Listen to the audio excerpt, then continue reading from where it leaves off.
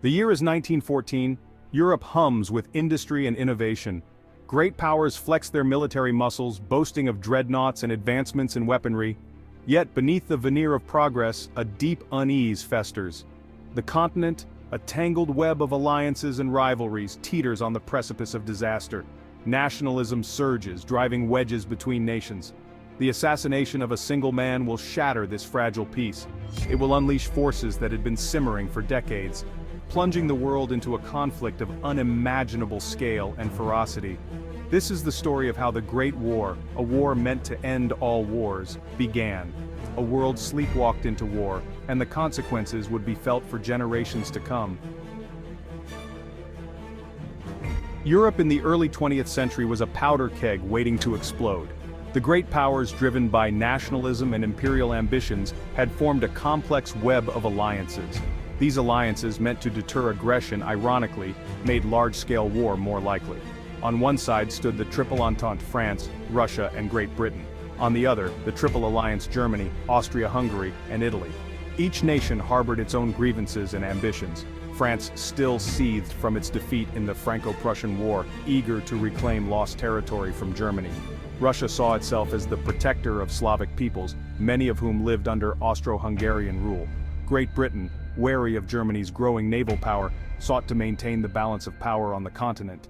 In this tense atmosphere, any spark could ignite the powder keg. The date was June 28, 1914. The place Sarajevo, the capital of Bosnia, then a province of the Austro-Hungarian Empire. Archduke Franz Ferdinand, heir to the Austro-Hungarian throne, was visiting the city with his wife Sophie. Their visit was meant to be a show of strength, a message to those who wished to break away from the empire. Instead, it would prove a fatal miscalculation. A group of Serbian nationalists, members of the Black Hand organization, saw the Archduke's visit as an opportunity to strike a blow for Serbian independence. They lay in wait along the Archduke's motorcade route, ready to assassinate him. Their first attempt, a bomb thrown at the Archduke's car, failed. Later that day, as the Archduke's car made its way through the city, it took a wrong turn. By sheer chance, the car stopped directly in front of Gavrilo Princip, one of the Black Hand assassins. Princip seized the opportunity, firing 2 shots into the car. Both the Archduke and his wife were killed. The assassination of Archduke Franz Ferdinand set in motion a chain reaction of events that would quickly escalate into a global conflict. Austria-Hungary, backed by Germany, issued an ultimatum to Serbia, demanding satisfaction for the assassination. Serbia, fearing a full-scale invasion, appealed to Russia for help. Russia, bound by its treaty with Serbia and eager to assert its influence in the Balkans, began mobilizing its army. Germany, viewing Russian mobilization as a threat, declared war on Russia on August 1, 1914. 2 days later, Germany declared war on France, Russia's ally. Great Britain, obligated to defend Belgium's neutrality, declared war on Germany on August 4. The intricate web of alliances had ensnared Europe in a war that few had wanted but none had been able to prevent. Within weeks, millions of men were marching off to war, confident of a swift victory. They were tragically, horribly wrong. The Western Front, a 400-mile scar stretching from the English Channel to Switzerland, became the defining theater of World War I.